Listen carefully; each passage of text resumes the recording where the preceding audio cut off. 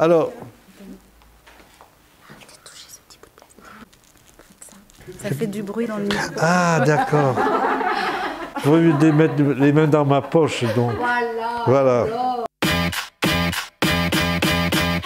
Je fais ce métier dans l'art contemporain depuis, on peut le dire, 50 ans. Donc, j'ai un passé de plusieurs centaines d'expositions à mon actif, dont certaines historiques qui ne sont pas oubliées dans l'histoire des expositions à Paris, en France ou en Europe. Des expositions historiques d'artistes qui sont devenus certains très très connus. C'est vrai que je suis, et j'en suis très content, le premier à avoir fait le saut jusque ici dans le Marais. Quand je suis arrivé, c'était dans le début des années 80, il n'y avait aucune galerie, il y avait une vie de quartier qui était très sympathique, il y avait une boulangerie, les marchands de journaux, les bistrots. C'était vraiment le côté provincial avec tous les artisans. Mais les artistes que j'ai amenés, je les avais déjà montrés dans mes précédents espaces, à Saint-Germain, ensuite rue du Grenier-Saint-Lazare et ensuite ici. Mais vu l'espace que j'avais, près de 1000 mètres carrés, ma vie a changé. J'avais toujours eu des grands espaces, mais jamais à ce point-là. Donc j'ai pu faire des expositions, on peut presque dire muséales. C'était formidable pour les artistes d'exposer dans des lieux pareils. Quand j'ai ouvert la galerie rue Vieille du Temple, j'ai fait une exposition de Cy Twombly, qui aujourd'hui est une star internationale. J'ai montré Richard Serra, Niel Toroni, et puis des plus jeunes, Combas, Blé. J'ai fait vraiment beaucoup d'expositions, de gens qui sont devenus certains très connus. Je regarde, pour ne pas en oublier, il y en a tellement que je veux pas en oublier, mais c'est vrai que, voilà. Basquiat, je le connaissais et il m'a toujours dit, le jour où je fais une exposition à Paris, ça sera chez toi. Il y avait beaucoup de galeries qui ont fait des expositions Basquiat, mais sans lui, il connaissait l'espace et on a fait l'exposition.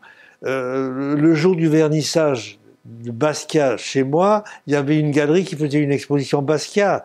Il n'a pas voulu aller la voir, il est passé devant en voiture, il n'a même pas voulu descendre pour voir son exposition. Et c'était la seule qu'il ait réalisée avec une vraie unité.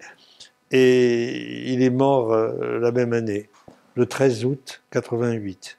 Ça a été mon ami, vraiment. J'ai des beaux souvenirs comme ça de notre amitié.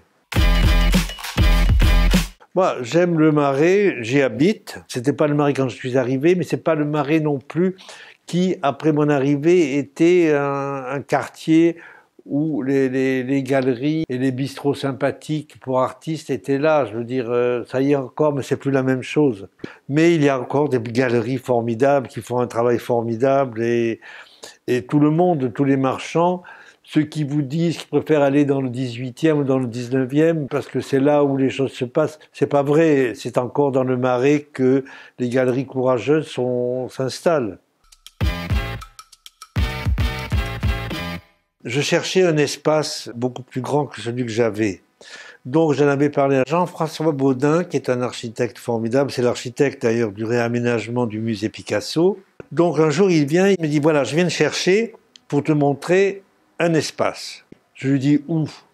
Il me dit, tu verras, rue Grenier-Saint-Lazare, nous voilà partis à pied. On a remonté la rue Vieille du Temple pour arriver au 108.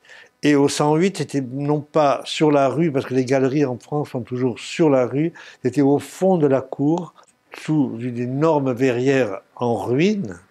Et il me dit, c'est ça. Et là, quand j'ai vu cet espace, d'abord j'ai dit, c'est trop loin, c'est énorme. Je n'ai même pas pensé aux travaux colossaux si je me décidais à prendre cet espace. Donc je me suis posé quand même vraiment des questions, c'était loin de tout et au fond d'une cour. Je me suis imaginé tout de suite ce que cet espace en ruine pouvait devenir avec Jean-François Baudin comme architecte. Je n'ai pas vraiment réfléchi, je lui ai dit, est-ce que tu peux me faire un devis de travaux pour remettre ce lieu en état?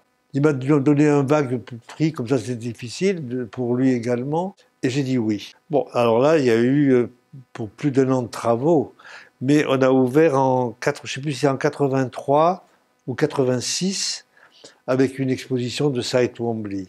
Et les gens sont venus. Même une galerie qui débute avec des jeunes artistes inconnus, si le choix est bon, les gens viennent. Le bouche à oreille existe. Et petit à petit, le quartier s'est rempli de galeries, ce qui est formidable.